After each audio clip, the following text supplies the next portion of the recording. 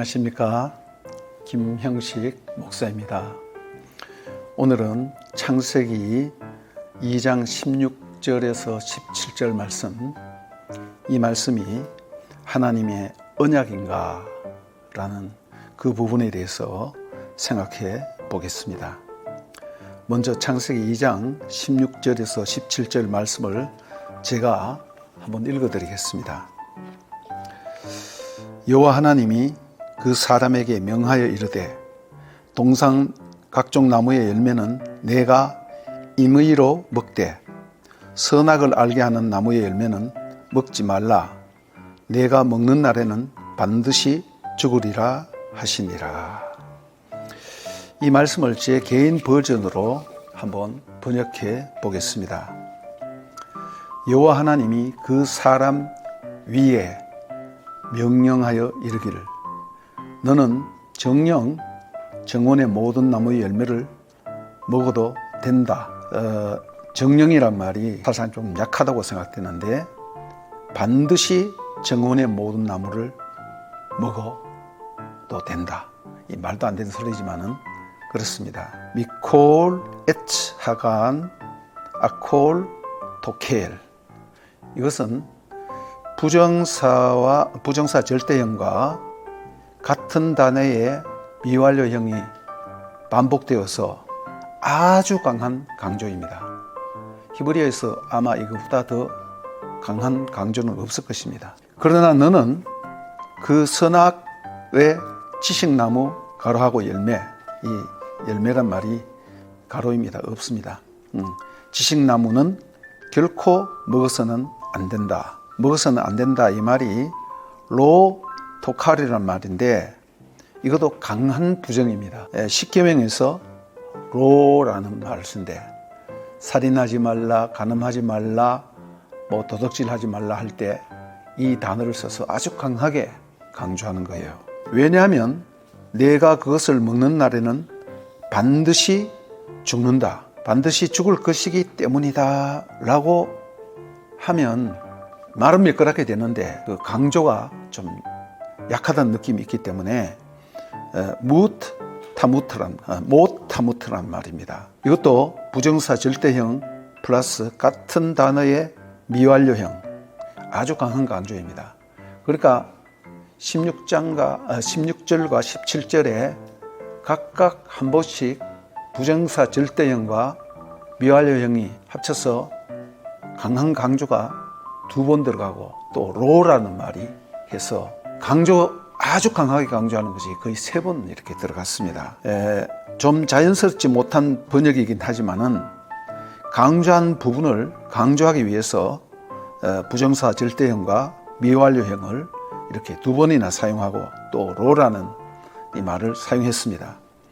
문제는 여호와 하나님이 아담에게 명령한 이 말씀이 여호와 하나님과 아담이 맺은 언약인가?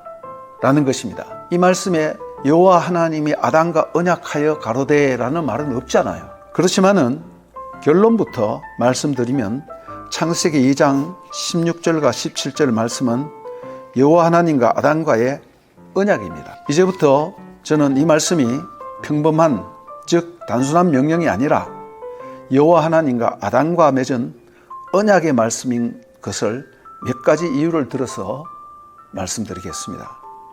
제일 먼저 창세기 1장에 하나님의 우주 창조 자체가 언약임을 이미 말씀드렸죠. 제가 예레미야 31장 31절에서 36절, 또 예레미야 33장 20절에서 21절 주야에 대한 언약, 그런 말씀입니다. 그 다음 예레미야 33장 25절에서 26절, 이 모든 것이 창조가 단순한 창조가 아니라 하나님이 언약이라고 이렇게 표현했다는 것입니다. 이러한 부분을 우리가 깊이 생각해 보아야만 합니다. 두 번째로 창세기 2장에 하나님의 명칭이 여호와 하나님이라고 바뀐 것이 여호와 하나님과 인간 아담과의 언약 관계를 강조하기 위한 하나님의 명칭이라는 것입니다. 1장에서는 엘로힘이라는 하나님의 명칭을 엘로힘, 우리말로 하나님이라고 했는데 2장은 여호와 하나님, 읽을 때는 아도나이 엘로힘 혹은 여호와 엘로힘 이렇게 읽기도 합니다.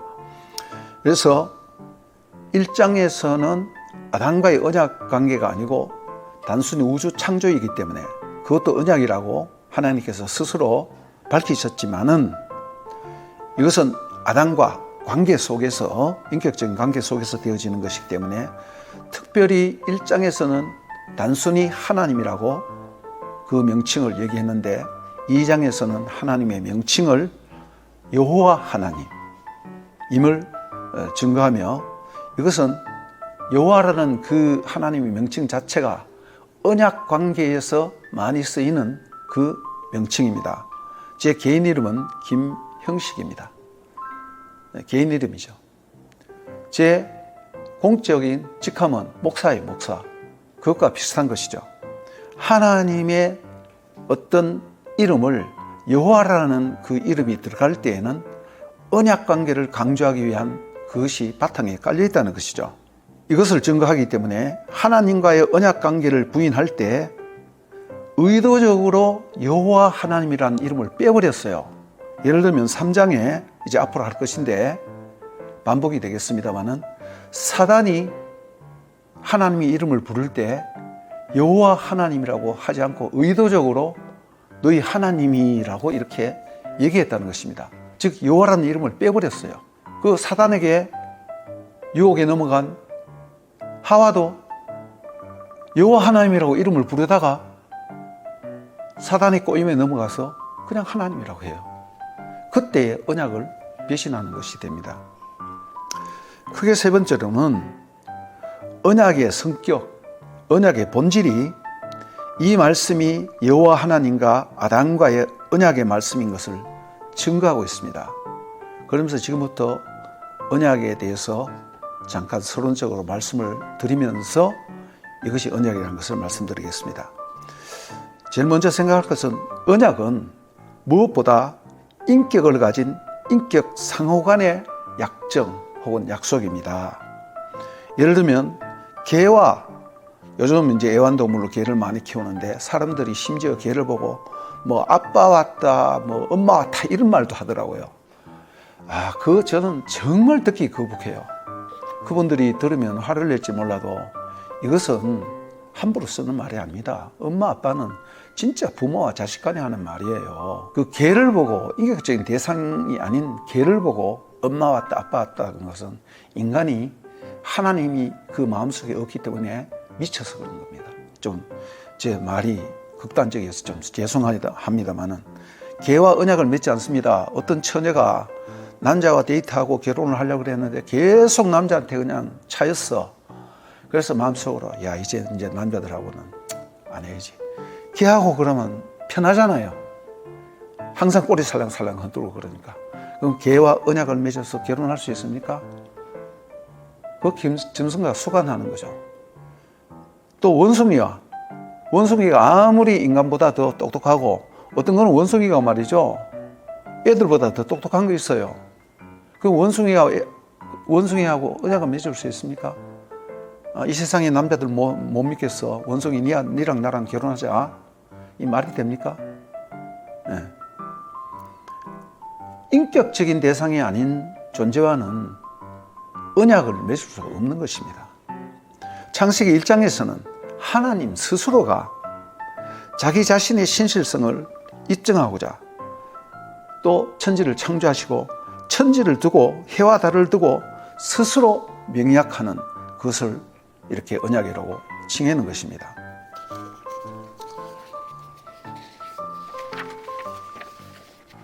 원래 언약은 그래서 인격과 인격 당사자 사이에 맺어지는 약속 혹은 약정이라는 것입니다. 그 가운데는 국가와 국가, 국제조약이 있죠. 그 다음 또 개인과 개인, 상거래, 또 뭐 결혼도 뭐 그렇게 할 수도 있겠고, 또 법인과 법인. 법인이라는 건 뭐냐면 법 인격입니다. 하나의 법인에 인격을 부여했는 거예요. 그걸 법인이라 합니다. 상거래가 개인과 개인의 어떤 약속이고, 결혼 혹은 입양도 마찬가지입니다. 어떤 그런 고대 사회는 더더욱 그런 것이 있었어요. 이렇게 다양한 형태의 언약이, 약속 이런 것이 있는데 모두 다 인격을 전제하는 거예요. 안 그러면 인격을 부여합니다. 그래서 창세기 2장 16절 17절은 다시 한번 읽어드리겠습니다. 여호와 하나님이 그 사람에게 명하여 이르시되 동산 각종 나무의 열매는 내가 임의로 먹되, 굉장히 강조했는 거죠. 선악을 알게 하는 나무의 열매는 결코 먹지 말라. 내가 먹는 날에는 반드시 죽는다. 예. 그래서 하나님과 하나님의 형상을 닮은 인간, 하나님의 형상이라는 자체가 인격이라는 의미가 거기 포함되어 있는 거예요. 또 하나님과 그 아들 인간, 톨도드라는 말이 얄라드, 아이를 낳다 할 때, 아들을 낳다 할 때 그 단어라 그랬죠. 그러니까 하나님이 인간을 지으신 것을 하나님이 인간을 낳았다, 아들을 낳았다 이렇게 표현했다는 것입니다. 그래서 온 우주 만물을 창조하신 왕 중의 왕이신 대왕이 우리를 아들로 삼으시고 부왕으로 삼으셔서 통치한다는 것입니다. 그래서 대왕과 또 그 밑에 봉신 혹은 부왕, 또 아버지와 아들과의 관계를 얘기할 때 이 언약이라는 단어를 쓰는 것입니다. 이런 면에서 창세기 2장 16절에서 17절은 여호와 하나님과 그 형상이요 그 아들인 아담과의 언약이라는 사실을 우리가 알 수 있는 것입니다. 그래서 언약에는 항상 언약에 반복되는 언약 문구, 언약에 대한 후렴구가 있어요. 여러분 자세히 보시면 나는 너희 아버지가 되고 너는 내 아들이 되리라. 혹은 나는 너희 하나님이 되고 너희는 내 백성이 되리라. 이런 언약 문구, 언약 후렴구가 언약 조항에서는 거의 대부분이 나오는 것입니다. 그 부분이 나오면 여러분들이 이거는 언약 용어구나 라는 것을 아셔야 합니다. 그리고 또 두 번째로 생각할 것은 언약은 약속이요 약정입니다. 이미 알다시피 약속은 상호간의 관계를 구두나 문서로 이렇게 약속을 하는 거죠. 약정이라 할 때는 그것을 강화시키는 말입니다. 이 약속을 좀 더 굳게 보증하고 확인하기 위해서 도장을 찍는다든가 어떤 비준을 한다든가 서명을 하는 것이에요. 그리고 언약은 세 번째로 하나님이 주도하는 반드시 이것이 들어가요. 피로 맺은 약정이라는 것입니다. 피로 맺었다는 것은 삶과 죽음을 전제로 한다는 것입니다. 너가 나와의 이 언약을 지키면 살지만은 지키지 않을 때는 생명, 즉 목숨을 담보로 해야 된다는 그 의미가 여기에 있는 것입니다. 그래서 언약은 주로 인격 당사자가 평등한 입장에서 약속하고 서약을 하면서 상거래를 할 때, 상거래 아주 그냥 크게 한단 말입니다. 수천억을 걸고 자기 재산을 다 걸고 할 때 그냥 할 수 없잖아요. 반드시 보증이 되는 약속이 있어야 되는 것입니다. 또 결혼도 마찬가지입니다. 결혼 그냥 둘이 좀 좋다고 그냥 하는 것입니까? 그 정도 갖고는 안 되죠. 나의 모든 장래를 다 맡길 수 있어야 되는 거예요. 서로가 신뢰할 수 있어야 되는 거예요. 예. 이 결혼이라는 것이 평등하기도 하지만은 옛날이나 또 지금도 마찬가지로 어느 한쪽이 주도를 하죠. 그죠? 예. 특별히 국제조약 같은 데에서 언약이라는 용어를 많이 쓰는데 국제조약은 주로 강대국이 약소국과 맺는 불평등 조약이 많아요. 고대에 히타이트 종주권 언약이라는 조약, 히타이트 종주권 조약이라는 것이 있는데 거기에 보면 조건이 있고 약속이 있고 너 약한 나라들은 매년 곡물을 양털을 얼마 넣지 아니면 또 곡식을 얼마 바쳐라. 그 대신 내가 너희들이 다른 나라가 쳐들어올 때 내가 책임지고 막아줄게. 뭐 이런 것입니다. 요즘도 약간의 형태를 달리하긴 하지만은 사실상 대동소이하게 이런 국제조약이라는 것이 있습니다. 예. 이런 종류 그 언약을 서약하고 보증하기 위해서 비준식이 있어요. 언약에 대한 서약이 있단 말입니다. 요즘 같은 경우에는 국회에서 그것을 비준을 해야 되는 것이죠. 성경 당시에는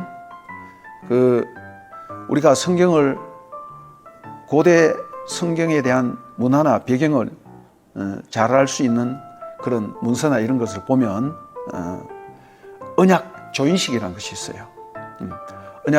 언약을 맺고 그 조인을 하는데 짐승을 잡아서 반을 갈라서 피를 뚝뚝뚝 흘리는 가운데 언약 당사자가 그 사이로 지나가는 것이에요.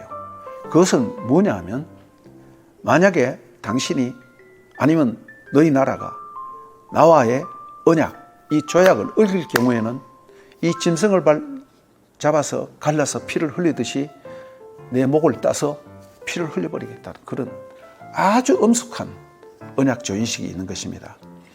창세기 15장 8절과 21절에 보면 아브라함과 하나님이 언약 맺는 장면이 나와요. 이건 아주 교과서적인 대표적인 언약 조인식입니다. 나중에 또 볼 기회가 있기 때문에 하나님이 아브라함에게 약속을 하죠. 14장에 보면 전쟁이 일어나요. 아브라함이 목숨 걸고 롯을 구하려고 전쟁을 합니다. 숫자가 적은데 밤에 야섭을 해서 이기게 되고 롯을 찾아오죠. 그리고 난 뒤에 전쟁할 철이 봄철이 들어온다든가 할 때 아브라함이 이제 걱정이 되는 거예요. 밤에 야섭을 하긴 했지만은 절대적인 군사의 10분의 1도 안 되는 군대를 거느려가서 기습을 해서 야사왔단 말입니다. 그러니까 그 사람들이 그걸 알면 그냥 있겠습니까? 아브라함이 걱정이 됐어. 그때 하나님이 나타나셔서 아브라함아, 나는 너의 방패가 되고 내가 너의 상급이다. 아브라함이 말했습니다. 하나님, 저에게 무엇을 주시렵니까? 나 아무것도 얻은 소득이 없어요. 그래서 다메섹 엘리에셀이 내 종인데, 집에서 기른 종인데 엘리에셀이 나의 상속을 이을 자가 될 것입니다. 그때 하나님이 아니다. 내 몸에서 날 자식이 있을 텐데 내 몸에서 날 아들, 그가 너희 언약의 상속자가 된다. 그러고 난뒤 이 땅을 다 준대, 하나님이. 근데 지금 아브라함은 땅이 없어서 여기저기 떠돌이 생활을 하잖아요. 이리 튕기고 저리 튕기고. 이 땅 다 준다니까 아브라함이 마음속으로 기가 차는 거야.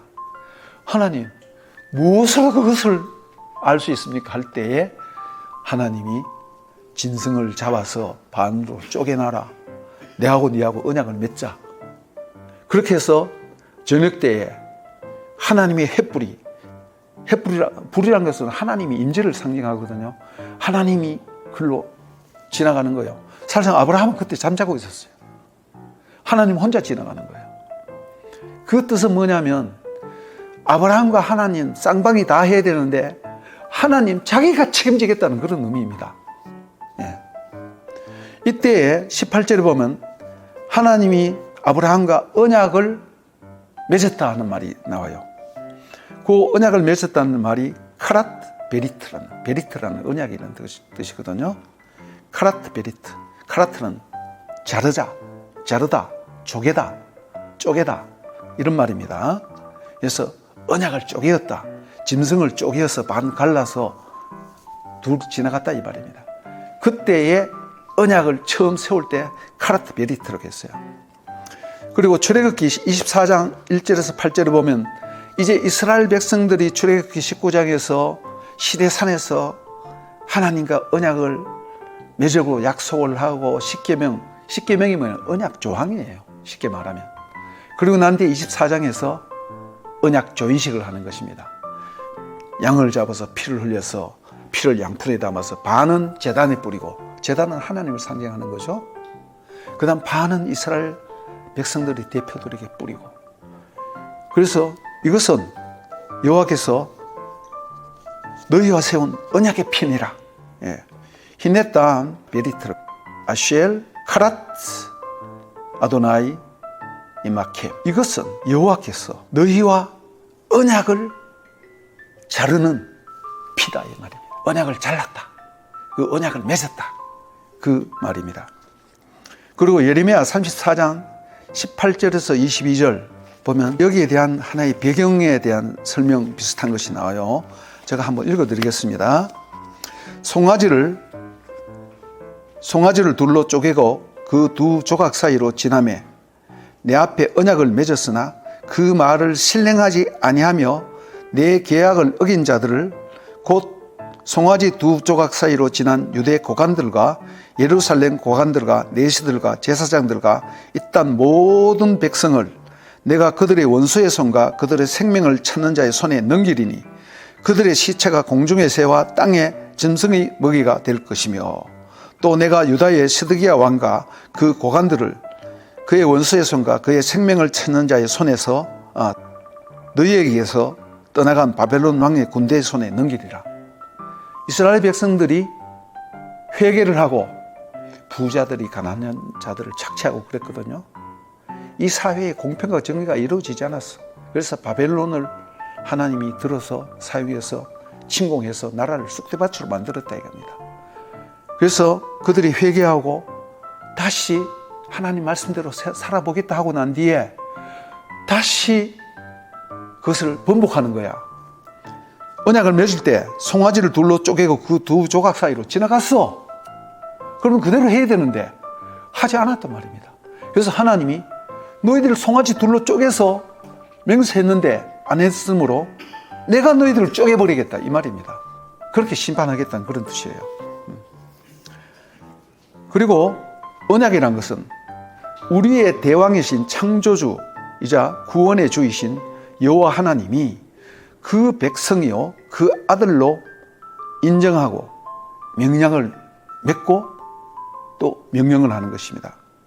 왕이신 하나님의 절대 명령이요 통치 명령이라는 것입니다.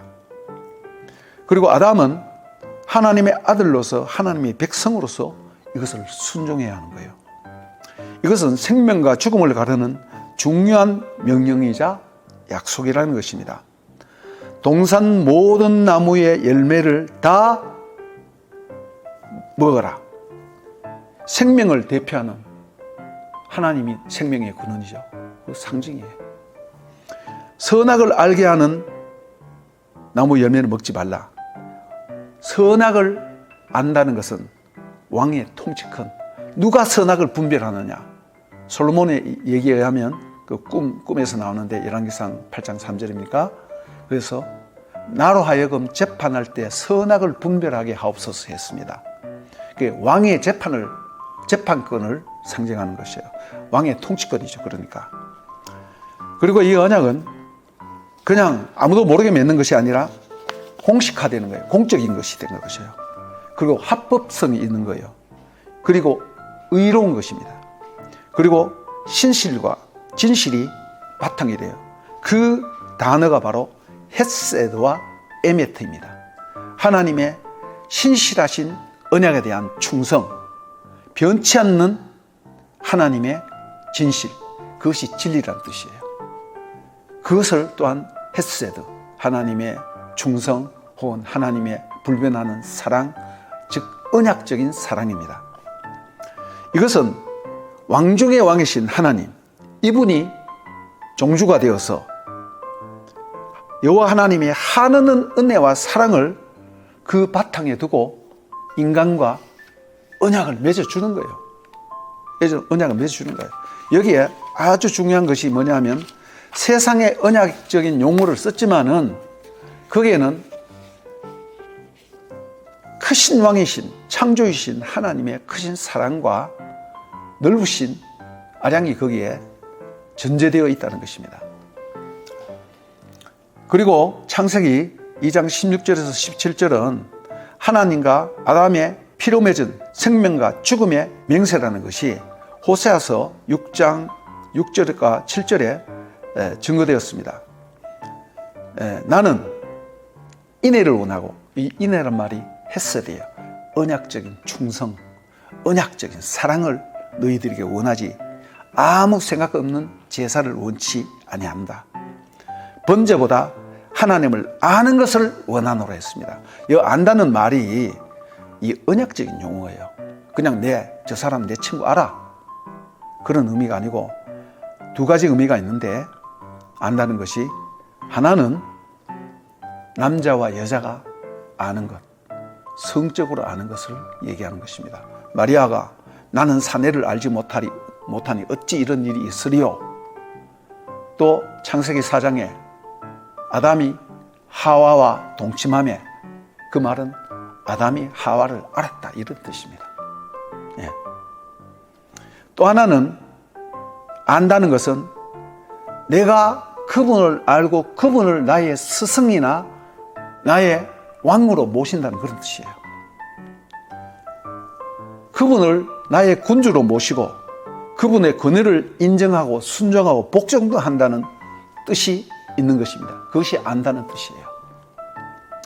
그래서 호세아 6장 7절, 그들은 아담처럼 언약을 어기고 거기서 나를 반역하였느니라, 이렇게 했는데, 이것이 뭡니까? 그들은 아담처럼 언약을 어기고 거기서 나를 반역하였다. 호세아 시대에는 아담 없었죠. 그런데 이스라엘 백성들이 언약을 어긴 것의 그 본질이 마치 그 조상 아담이 에덴 동산에서 하나님의 언약을 어긴 것과 같다라는 그런 뜻입니다.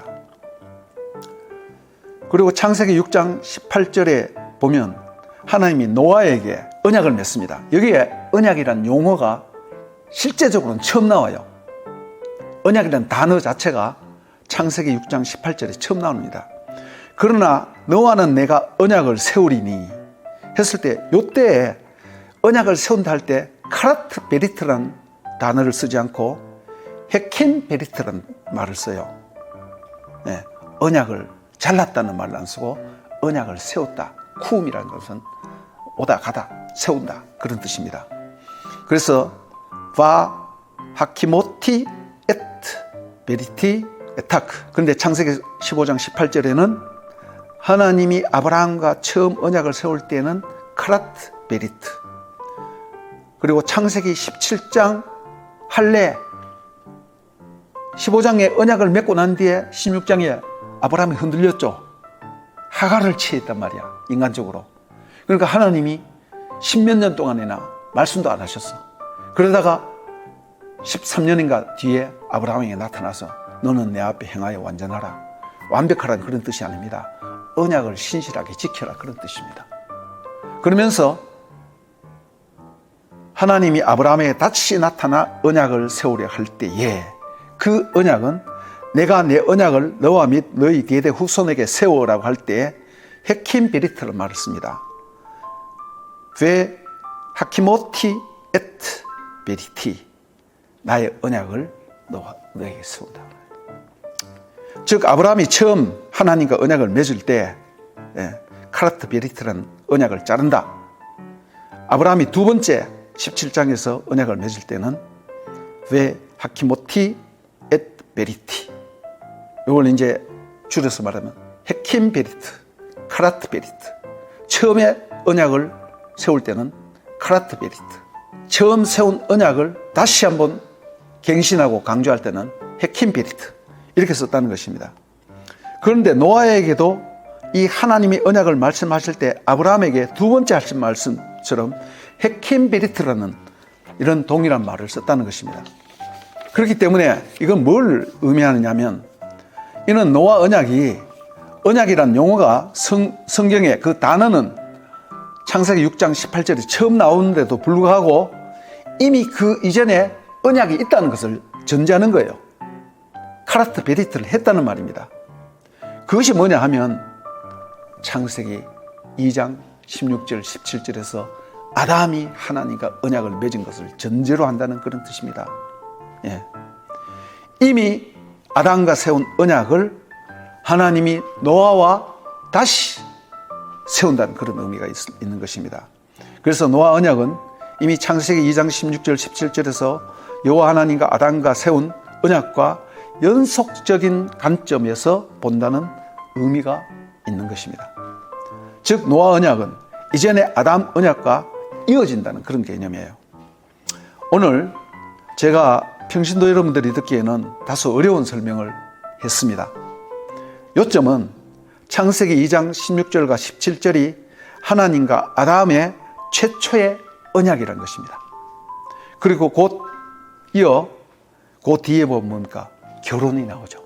결혼이야말로 언약의 전형적인 형태입니다. 그래서 결론은 창세기 2장 16절에서 17절 말씀은 여호와 하나님과 아담과의 언약이며 요약된 형태의 언약, 핵심만 기록된 언약, 언약의 원형이자 원형 언약이라고 말씀할 수 있고, 그 다음 최초의 언약이라고 말씀드릴 수 있습니다. 오늘은 여기까지 하겠습니다.